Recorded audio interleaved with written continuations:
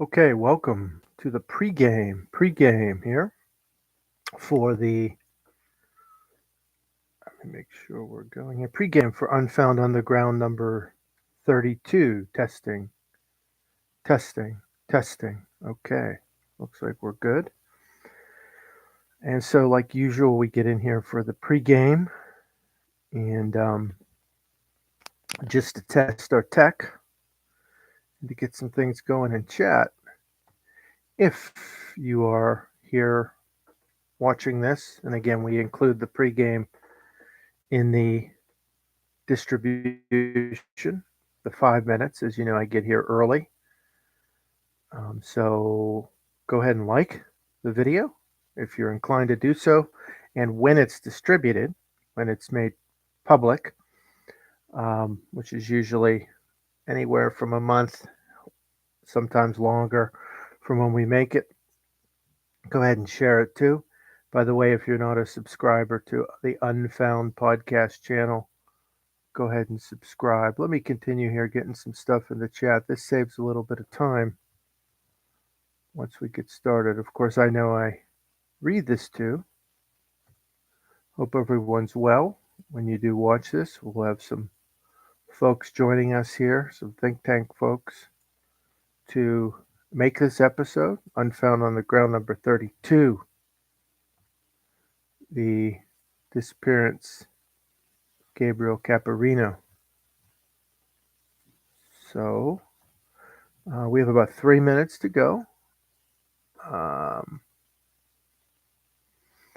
Let me also put here, as always, the unfoundpodcast.com in the chat. As you know, if you've seen any of these episodes before, I utilize the chat, live chat, as a sort of running bibliography of resources too, of things that we mentioned, but also to remind about the unfoundpodcast.com. Again, if you're watching this when it's distributed, um, which will be at some point in July, maybe August 2024, go ahead and like the video. If you're not yet a subscriber to Unfound, the Unfound Podcast Channel, welcome back.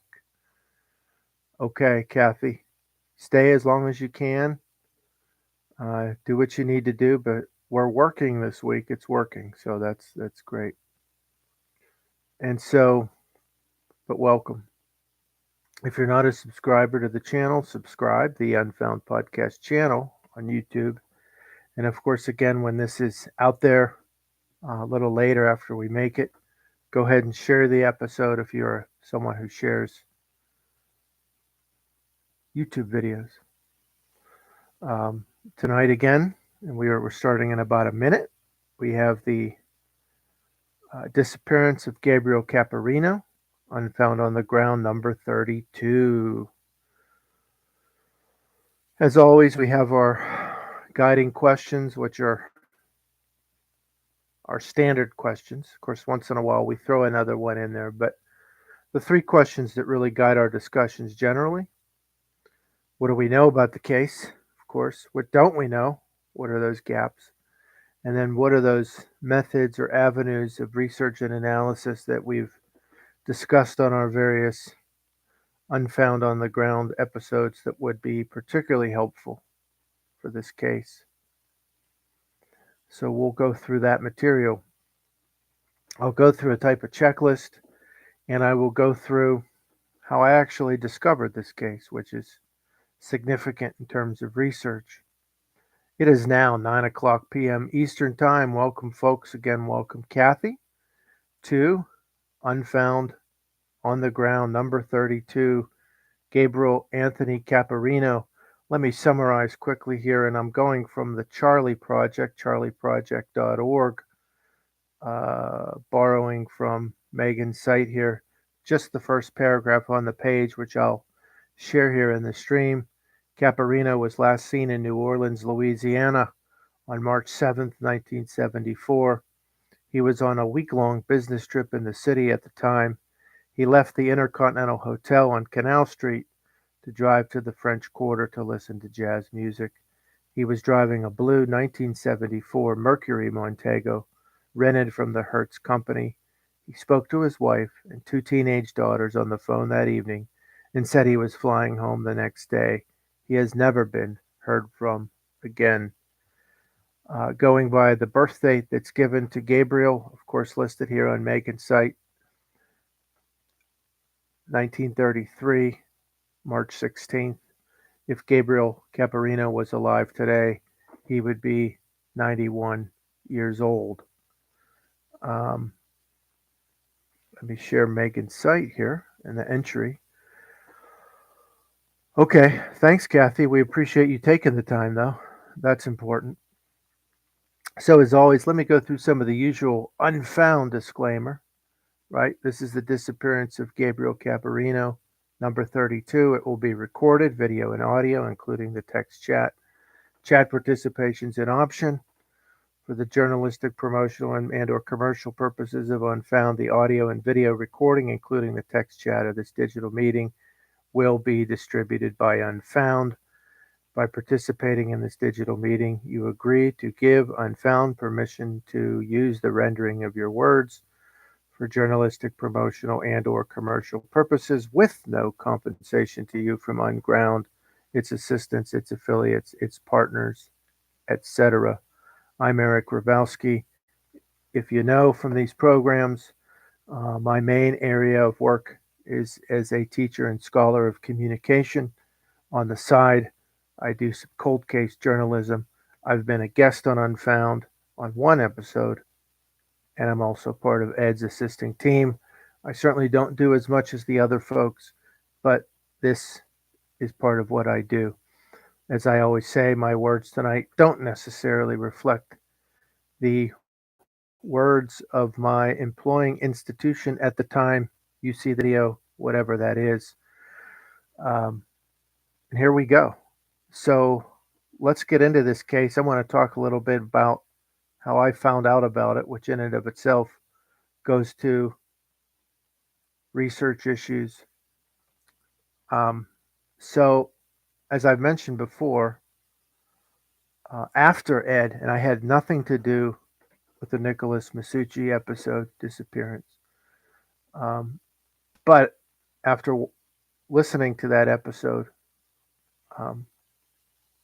this was before COVID, I got interested in the case, started to dive into it, do research. It's a case I continue to look a lot into. It is a case that over time, eventually, and I talked a little bit about this with some on my team episode, I collaborate with a guy named Mike Green, who is a cousin of Nick Masucci, Fran Masucci, Masucci extended family. And so Mike and I research, and of course we're collaborating, and we had run into this article, the Jersey Journal from 1974, Friday, September 20th. And I am going to share the link for that here, just so folks have it. Again, with newspapers.com. Again, I know it's a paid service. I'm not saying whether you should use it or not use it, but at least you have the link. So I won't get into every detail, but we were doing some research on context, people, so forth, surrounding Nick and his life, the disappearance and otherwise. Again, Mike Green's writing a book about Nick's life. So obviously that includes the disappearance. And we had seen, and of course we were probably looking at some articles talking, well, because it's in this article, talking about Sonny DeSimone of Jersey City, who was a friend of Nick's.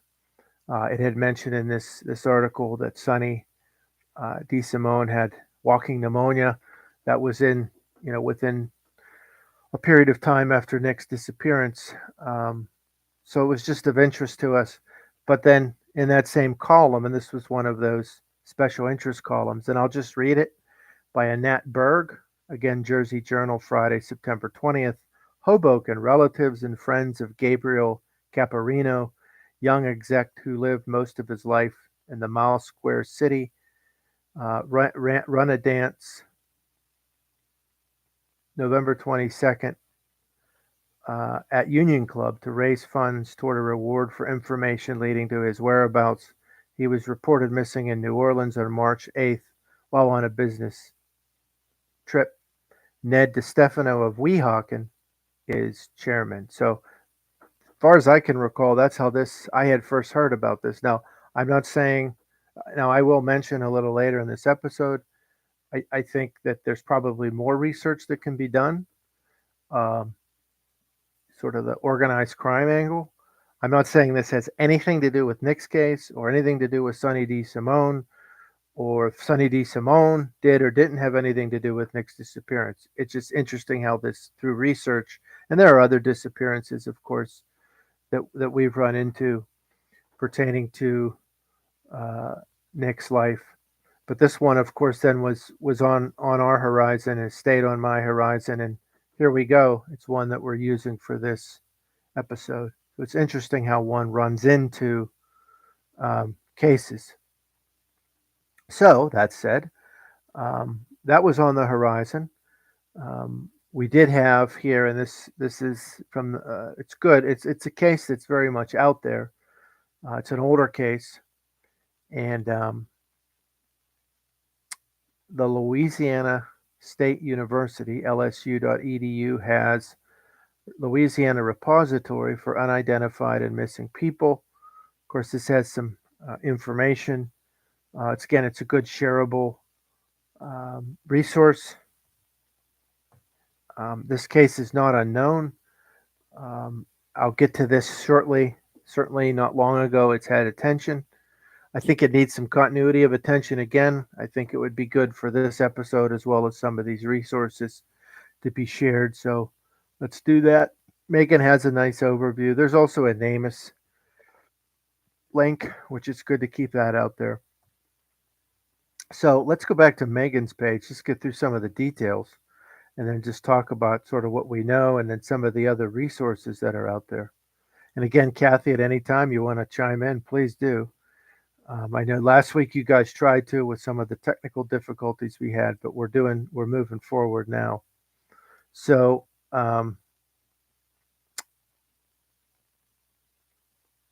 if we think about some of the scenarios, um, a businessman traveling to a place like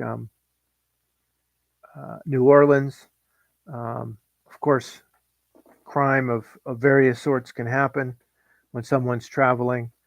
Um, and I don't want to use the word random because, from the point of view of the assailant and the victim, someone may be targeted. Now, of course, they may pick someone sort of at the last minute to do violence or theft to.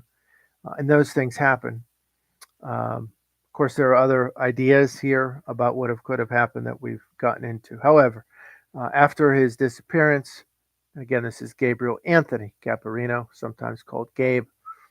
He his plane tickets not used, um, partially packed luggage, and gifts that he had for his family were found in his hotel room.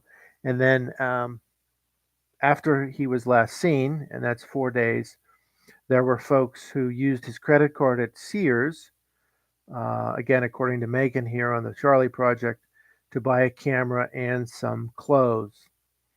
And then when the group was asked for additional identification for the credit card purchase, according to Megan, they presented Caporino's Allstate insurance card. So obviously there was materials there that were left, that were his.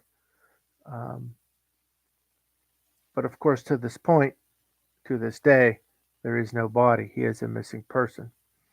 The rental car was eventually accounted for. And again, that was a 1974 blue Mercury Montego. According to Megan, it was reportedly wiped clean for fingerprints, and the keys were in the door lock. And Megan's facts here more or less are consistent with some of the other sources that you see and some of the ones, of course, that she cites. Of course, according to Megan's overview here, his family doesn't think the car could have been left in that location and in that condition for as long as it supposedly was without being stolen. So that's interesting. Caporino was a veteran of the U.S. Navy. Although he had that New Jersey connection, he was living in New York State. Um, and from what Megan's saying here, and of course other sources that I've seen and read or heard, um,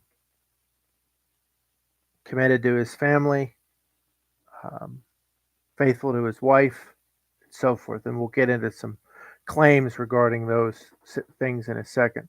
Kathy, I was completely unfamiliar with this case until I did some studying for it a couple weeks ago.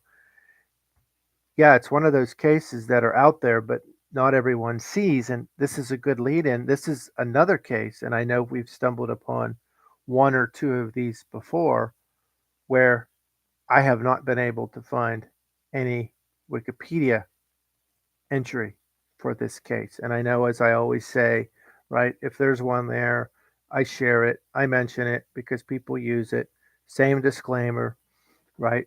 Wikipedia doesn't necessarily have adequate editorial review, so you're cautious with it. But this one doesn't even have a Wikipedia out there, which is surprising to me. And this is not the first time we've run into that, but usually there's a Wikipedia overview, and this one does not have that. And with the age of the case, right, we're going basically 50 years. Um, and with some of the later attention it got, and with some of the actually ongoing attention it had, and I don't want to say it was a incredibly amplified case, but it's been out there more or less. I'm surprised there's not a Wikipedia entry for this case. So it's interesting along those lines for sure. But so, and I will mention, and we'll get back to media scans, um, and of course, don't we can always remember the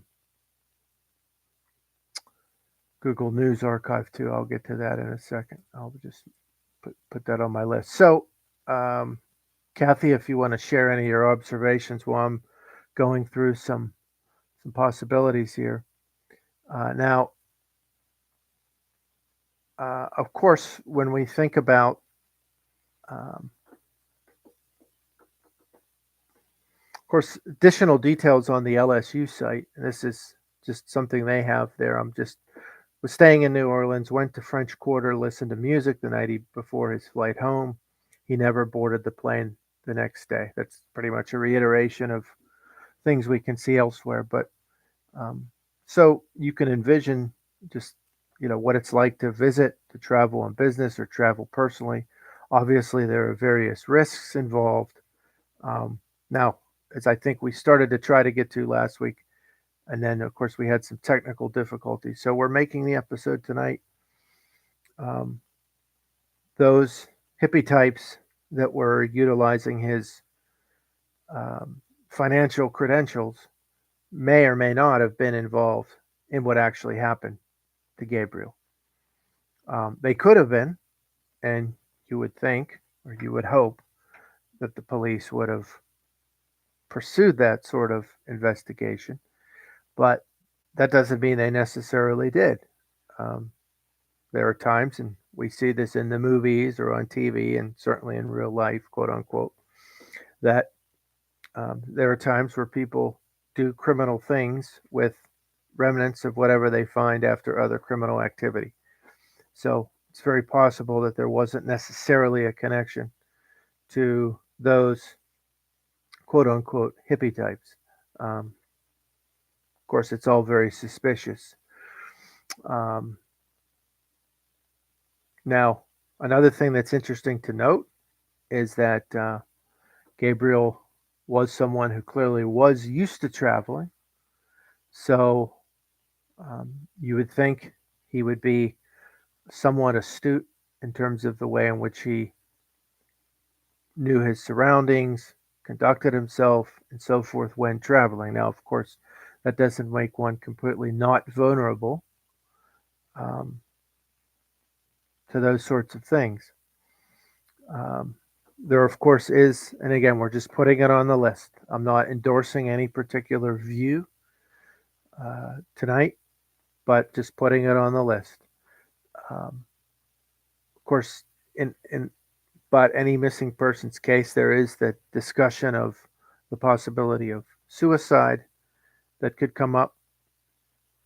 Um, Now, of course, we don't have a body here, and there are, of course, ways that unfortunately people can commit suicide where it might be very difficult to find a body, although bodies are often found. But again, just based on what we've learned, not just through the circumstances and the reporting initially and then later, but then over the years, just from his family and his wife Grace in particular, um, doesn't necessarily seem, again, we can't say for sure, but again, in my view, doesn't necessarily seem that I wouldn't be inclined to think that Gabe was someone who was trending towards suicide. Although one never knows, that does not seem plausible to me. But of course, one could be wrong about that. I'm not taking a definitive position on that um, for sure.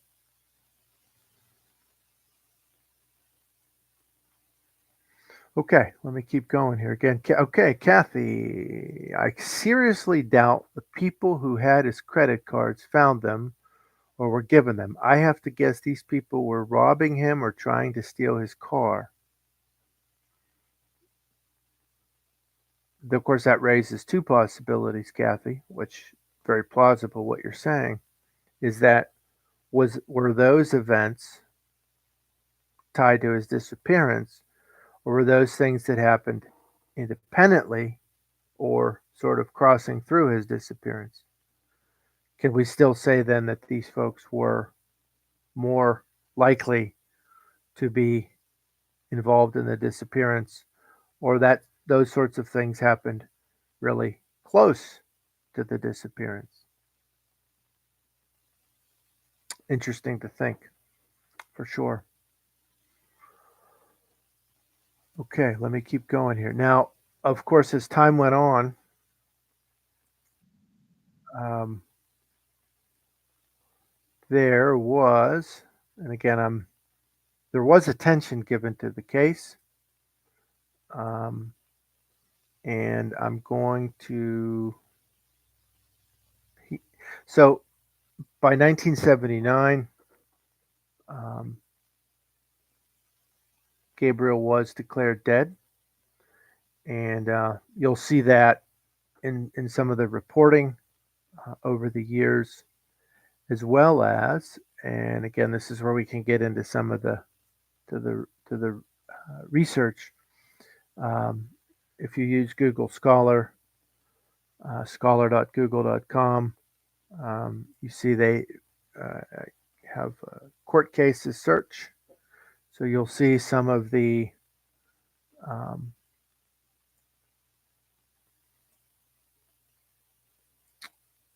court battles that went on in terms of some insurance and benefits over time that Grace Caporino had to go through in terms of Gabriel's disappearance through the time of the declaration of death. Some of this comes out in some of the other reporting, including what she recounts, and we'll get to some of that second.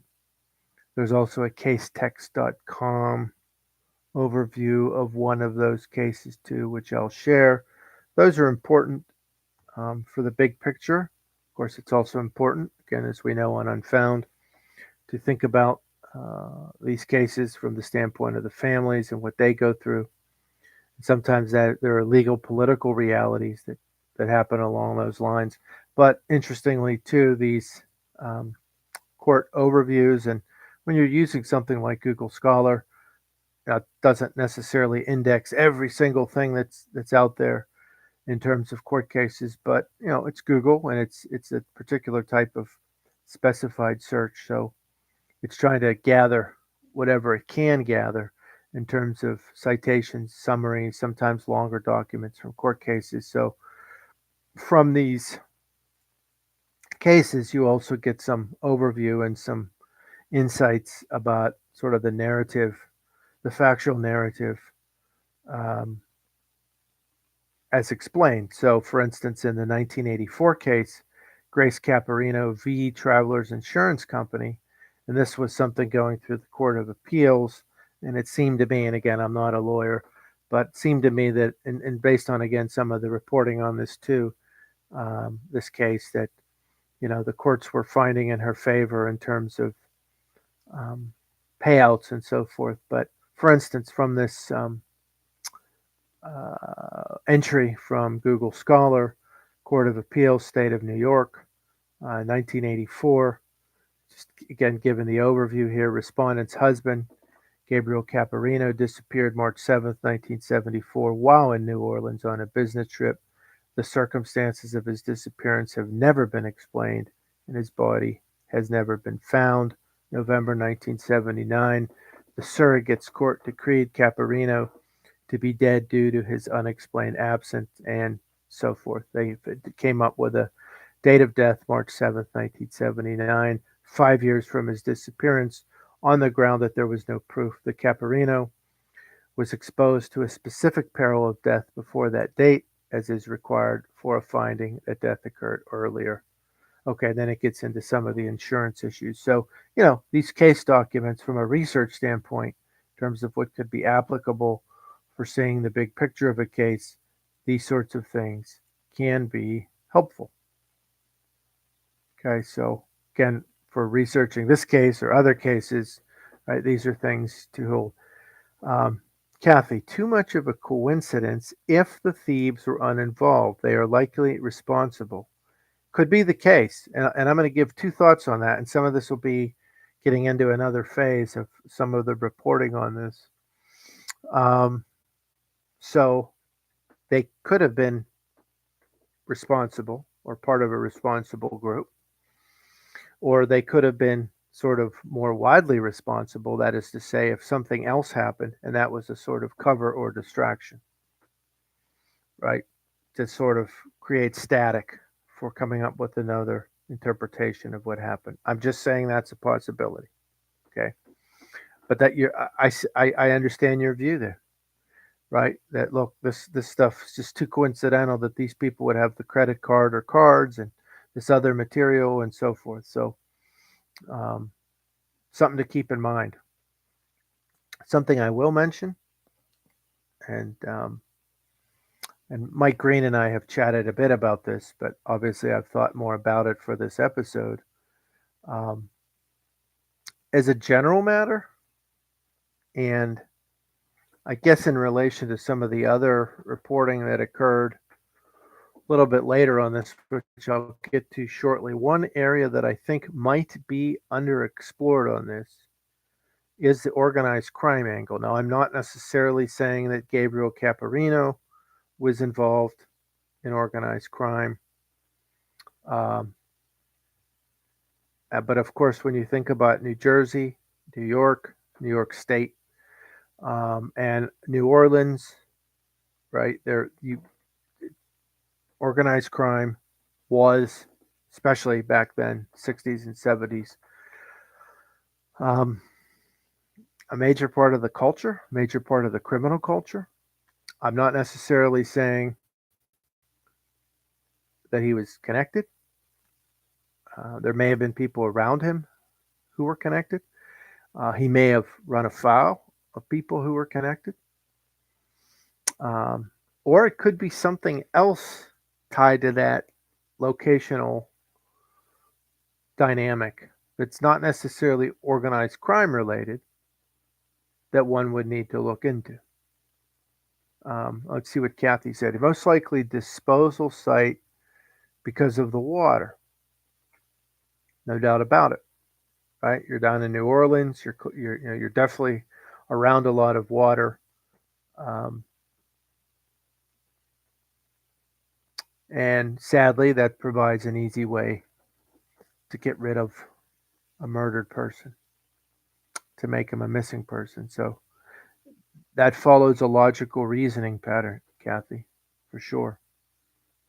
So I do think in this case, if one were to pursue it further, and I will say, um, this is one that I'm going to continue to keep um, sort of on the horizon, just to share a little bit more. Hopefully, this episode helps, but just kind of keep an eye on things. I'm not saying for sure that I'm going to dive in incredibly deeply, but it's sort of on this list of missing persons cases that I've learned about and learned more about since diving very deeply into the Masucci case. Um, another, back to the organized crime, I have no idea if Gabriel Caporino is in any way related to Peter Caporino or Petey Caporino, who was a connected guy, Genovese guy in New Jersey, um, who was involved in organized crime. He also seemingly informed. There's a number of sources that talk about him. I do not know if Gabriel was related to Petey Cap. Even if he was, that does not mean that Gabriel in any way had a connection to organized crime. Um, but that would be just interesting in terms of learning more about the person. Of course, that sort of research, here we go, genealogy. Um,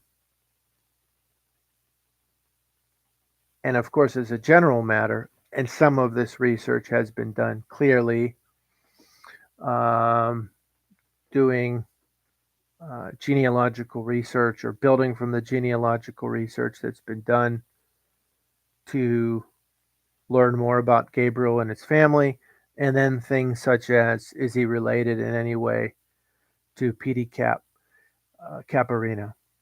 Kathy, organized crime, maybe, but less likely than wrong place, wrong time. Um, there is a sense in terms of the traveling component on a business trip, wrong place, wrong time.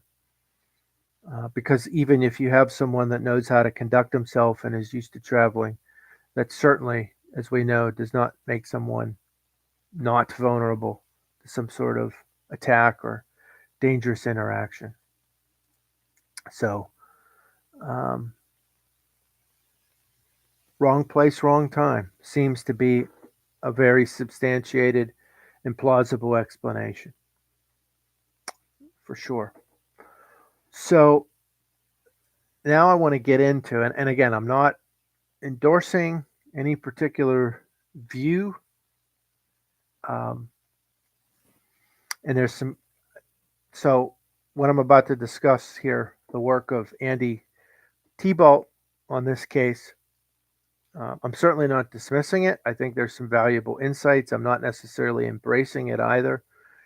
If I were to pursue this case with depth, I would certainly want to scrutinize closely, maybe even um, assess some of what Andy did and didn't obtain in some of his claims. But he does have some credibility. Um, and yet, private investigator and journalist who has done some things in various sorts of stories and has been recognized as such. So I'm just going to give you a little bit of his profile there. But Andy's reporting and involvement with some folks on this case, including Grace, um, go to, I don't know, what we might call a corporate and or deep state angle. Now, I'm not going to get into every detail tonight, but I'll share some of the resources and talk a bit through that. And, and even if some of this speculation, and it's back to the notion of wrong place, wrong time, or is it seeing or knowing the wrong things about the wrong people. Um, that, you know, not necessarily organized crime in terms of Italian mafia, but in terms of things that entities were doing that they shouldn't have been doing. Um, could that have been part of or tied to Gabriel's demise? I have no indication, Kathy, that he was working with organized crime. There's nothing that I've seen. Now, well, Andy's reporting, not necessarily tied to organized crime. He uncovered through some very difficult attempts to talk to people and to find ways to very scant and difficult to find documents, um, that there were some allegedly false claims about Gabriel, even in government records. And I'll get to that in a second. And again, I'm not saying I'm embracing this, not embracing this.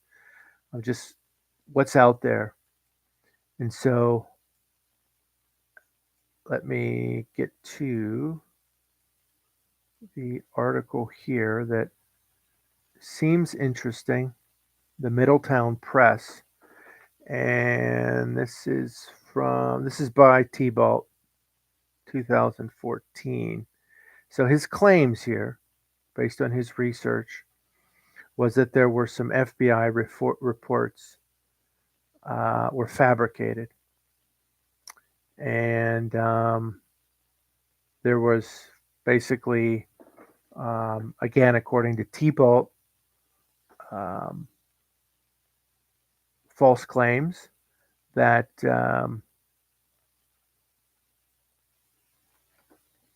he was involved in infidelity to his wife, that he was involved with um, espionage, corporate espionage, industrial espionage, or at least investigated for that. Shady dealings, things like that. All this basically, according to T-Balt, was disproven. Basically, this was all concocted. Why? Of course, get deeper into T-Balt's work. Um, T-Balt has done a number of things on this, and I'll mention this a little bit more about that. Of course, Caporino worked for uh,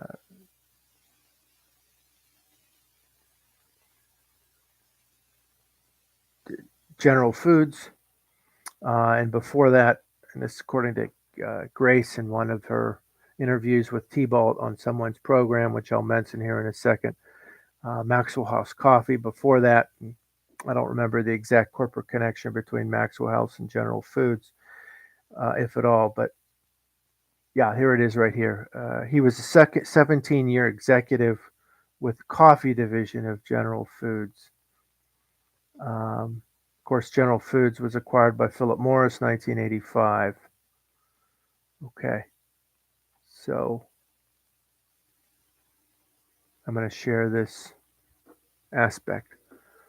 So, again, not necessarily organized crime, but if there were indications out there that Gabriel was shady, or cheating on his wife, or threatening the company, or seeing, troublemaker for the company, uh, those were ultimately, at least according to T-Balt, dismissed as false or seen as false. Now, why would someone be attempting to basically railroad his reputation? Why would there be someone looking to create misdirection? If you go sort of into the depths of T-Balt's research and pursue it, you'll see a lot of interesting characters that could have been not necessarily directly involved in the disappearance, but sort of overlapping and connected. Now, we know that there are times when, whether that be, and I'm not saying any of this happened, I'm not saying anything about General Foods or the deep state or the government, But there are times where individuals sometimes do take actions into their own hands to keep certain narratives, stories, facts, allegations, analysis um, out of the public. Is that going to involve murder? Who knows, right? But it is something that's the road that T-Bolt goes down in his discussion about the case. Um, I will say that regardless of what you think about Andy T-Bolt's um, arguments, as he researched this more and more and uncovered what he did as well as what's lacking, this is where it gets interesting in terms of places like New Orleans, sorts of records that are available. And of course, we're interested in open records research. Um, that gets interesting. Um, what sort of records are kept at the local, county, state level? Are people following the laws they should be following, the policies they claim to be following? Like those sorts of things get interesting. In one of his articles, he says, where people disappear, there are no missing persons files. And of course, he uses the Caporino case as sort of a illustrative case study and learning about that. And I shared that link there. I'll share, this is the last thing I'll share here. From his YouTube channel, he does have um, an interview, two-part, that includes Grace Caporino, a guy, Doug Caddy, who was an author, and then, of course, Andy T-Bolt, and then the host, just getting into some of these paths of study discussed. And there's one other video that um, on there. But so I have the search from his channel with Caporino name. So I'm not necessarily endorsing this view. I think T-Bolt's credible enough to at least take some of this seriously, because sometimes cover-ups and so forth happen. I think we could go back to wrong place, wrong time. And maybe there were just some reasons why government or corporate people wanted to malign um, Mr. Caporino's reputation for whatever reason. That happens. Someone could say mistakes were made, whatever. But if you go the other direction with that, like Mr. T-Bolt, um, basically he's saying that Caporino, right, saw or knew something that quote unquote he shouldn't have, and and then the rest sort of becomes history. So there's some later stuff, um, and again, I'm not necessarily endorsing any of this, but it is interesting and it's at least credible enough to examine. There's other material. One thing I would be interested in looking into, I guess I'd have to talk to this integrated security services, which does have a connection with Mr. T-Bolt. Whether he's an employee or a principal, I don't know. I didn't look into that closely. They had a Facebook post here sort of linked on the blog post, and I would want to know. They had the tips out there. This was back in 2016. Would want to know and would want to read through and maybe even talk to some folks there, including Mr. T-Bolt himself. As far as I know, he's still alive, still active. Um, Tell me about some of those tips if you're willing to share or collaborate on this. Of course, we know tips can be more or less credible, but you never know. I just shared the link on that. Okay, that's interesting to me. So that was from 2016, for sure. So, Kathy, I'm going to assume that you're still holding fast here to the wrong place, wrong time, which again seems very plausible. Business trip, listening to music, even though he's used to traveling. Unfortunately, those sorts of things happen. And again, I'm not necessarily endorsing any view here. Going to just do a quick check of the Google News archive. Okay, also in one of the sources, I can't remember which right now, might have been one of Andy Tebald's sources, mentioned at one point there was a CBS documentary. I did not yet look into that. I would, especially if one were pursuing this case, I'd want to see if that were available. When was it aired? Has it been digitized? Is it on a VCR tape? I'd want to see that, check it out. Okay, so that's out there. If you take out that some homeless or poor people were trying to use his credit cards, I would be more open to Gabriel possibly being involved in shady dealing affairs.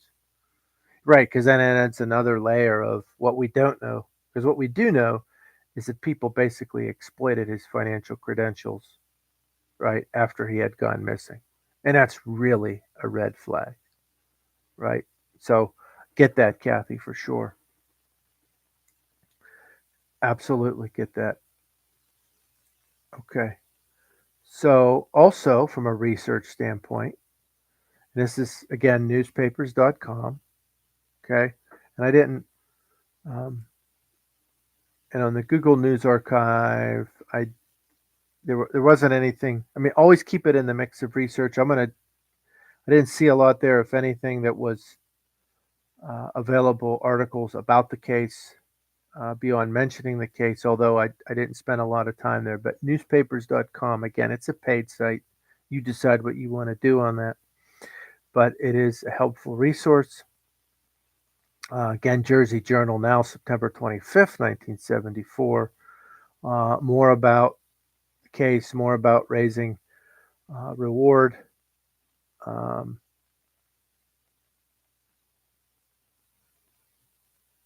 right, it says a friend, Dominic DiNardo, a nephew, Anthony R., Emma, and Joseph Caporino, Gabriel's brother, traveled to New Orleans but found nothing. Of course, they're talking about the fundraising. The other thing it's interesting, right, and I always say, in terms of these cases, in terms of media, other resources, work back in time and then forward in time. So now, for instance, if I wanted to see, okay, what's been discussed on this case, so I might just go later in time here, and from the say 1980 forward. So I find um, an article from Poughkeepsie Journal, Poughkeepsie, New York. Poughkeepsie. I think I'm pronouncing that right. It's been a while since I've had to pronounce that. 1984, June 6th. And so it's talking some about this court case. No body means no benefit court rules. Of course, as we know, this went on and on um, to further resolution that, as far as I can tell, would go in her favor. So, but this is, of course, a snapshot in time. Then we have, of course, 2012, and let's see what this is. This is interesting. There was a 1975 John Doe. This is from the Chillicothe, Ohio Gazette, and it says in here, as it went through some scenarios, that was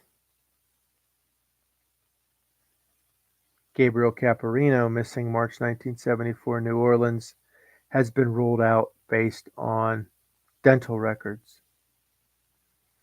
Okay, and so this was someone who have a good lead on the identity of a man found drowned in the Scioto River in June 1975. Okay, and so that's north of that area in Ohio. Okay, so that's interesting.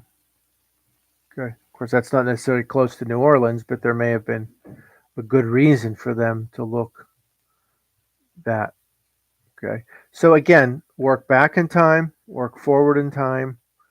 Um,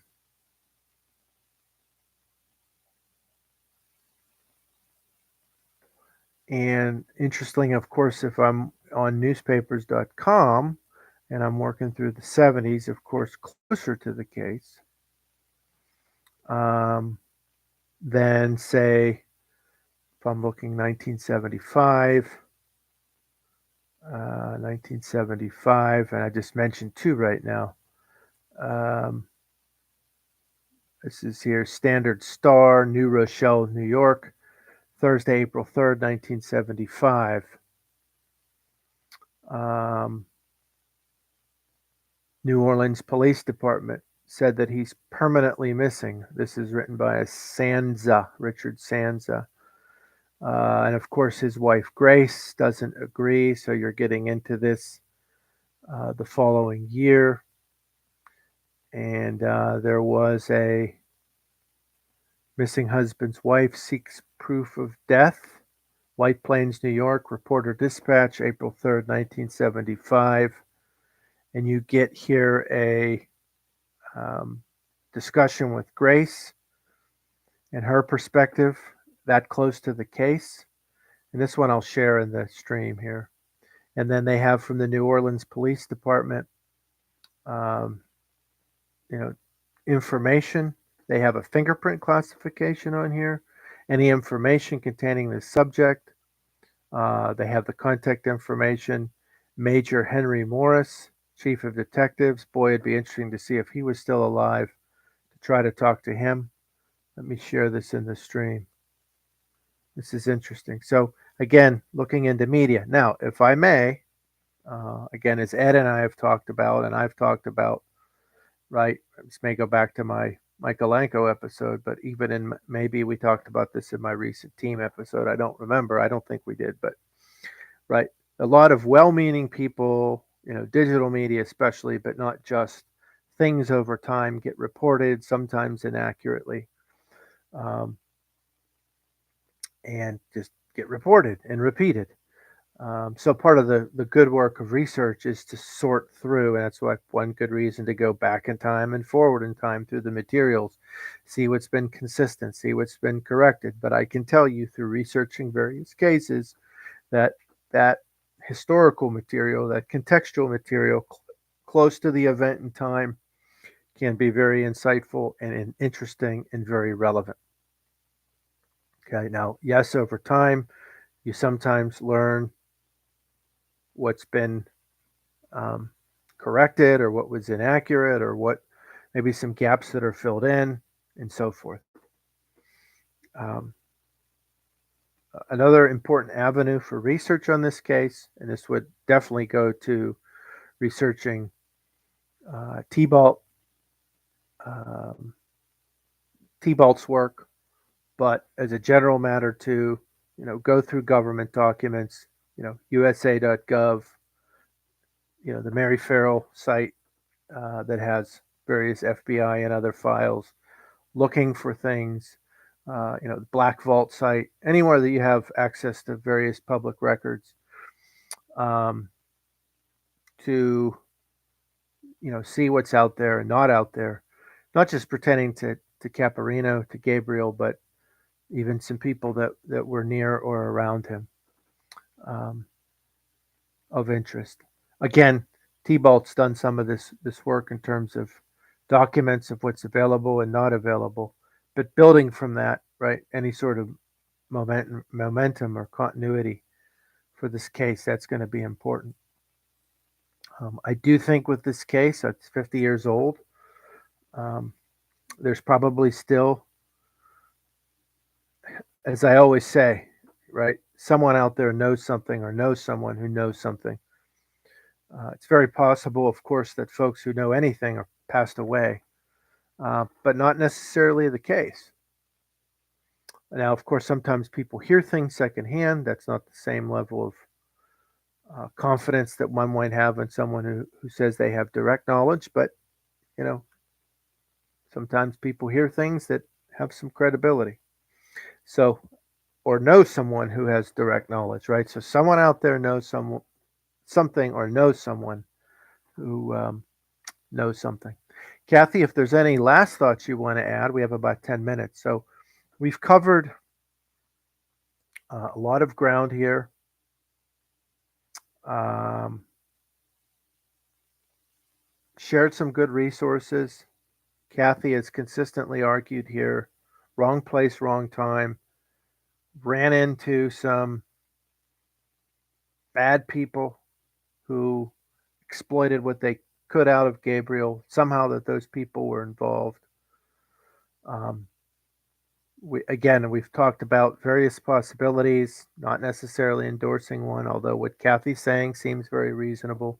We don't have a body as of here, June 19th, 2024. I don't think the suicide aspect is very likely, but it is something that should be mentioned, but it doesn't seem very likely. Um, I do believe that the organized crime angle is probably a bit under researched, although I don't want to sound too definitive on that. Would need to look at T-Balt's research a little more closely. But as a general matter, now I'm not saying that Gabe was in any way involved. I'm not saying he was related to PD Cap. Even if he was related to PD Cap, doesn't mean he was an organized criminal. But it is an angle I think needs to be looked into, even if he ran afoul of someone in organized crime. Um, in 2016 article by Cold Justice, supposedly the New Orleans police didn't follow any leads. Yes, there was, I believe, T-Balt connected to Cold. That is correct. Yeah, that's correct. So, and you've reminded me, Kathy, what I wanted to mention earlier. If you take the T-Balt stuff seriously, in terms of record keeping, following protocols,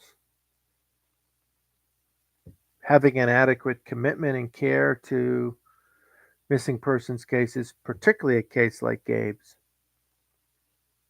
they didn't follow through,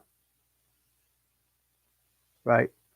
I would really want to find, yeah, I haven't seen much yet about that documentary. It may be nowhere online.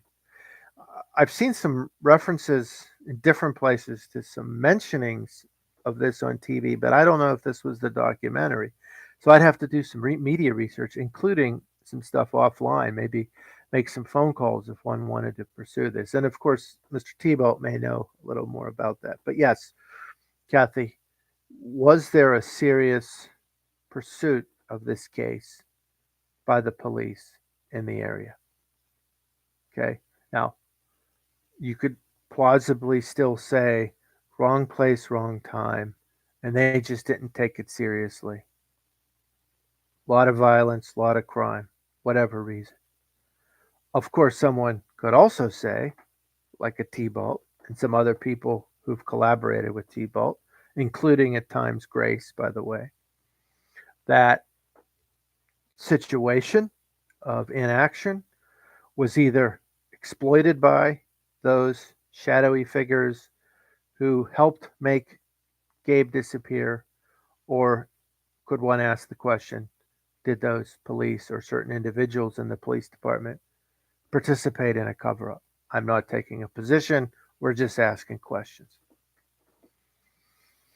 So that's what I'm calling basically the corporate and or deep state angle on this, which again, not endorsing, but it's out there.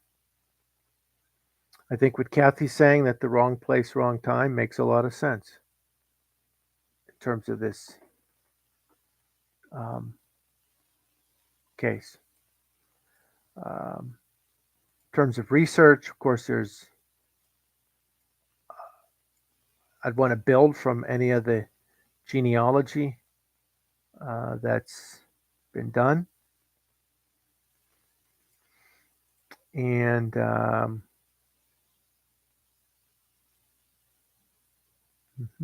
I believe, and now I'm just have so many sources swimming through my head, either on that trip or as a general matter, Gabe would also had traveled to one or more times Texas. I think Houston may come to mind, but I may be wrong on that.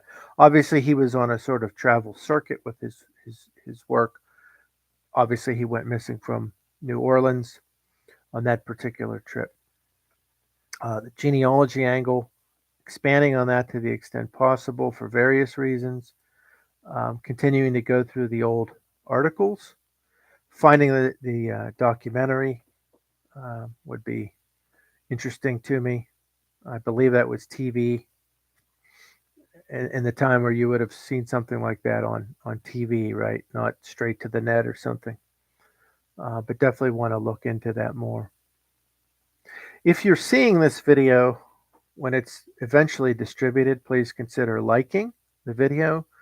When it is distributed publicly, please share it if you're inclined to do that. And if you've not yet subscribed to the Unfound Podcast channel, please do that. Don't forget about the unfoundpodcast.com, theunfoundpodcast.com for all things Unfound. We've covered good ground tonight on a case that is a very interesting case that needs ongoing attention. Please continue to share these resources when this is distributed. Besides Kathy's wonderful contributions, I've shared various links that are there as a resource, as well as mentioning them. Of course, I can continue to be way behind on any sort of updating on the Data Gem site on the unfoundpodcast.com, but we got them in the videos here.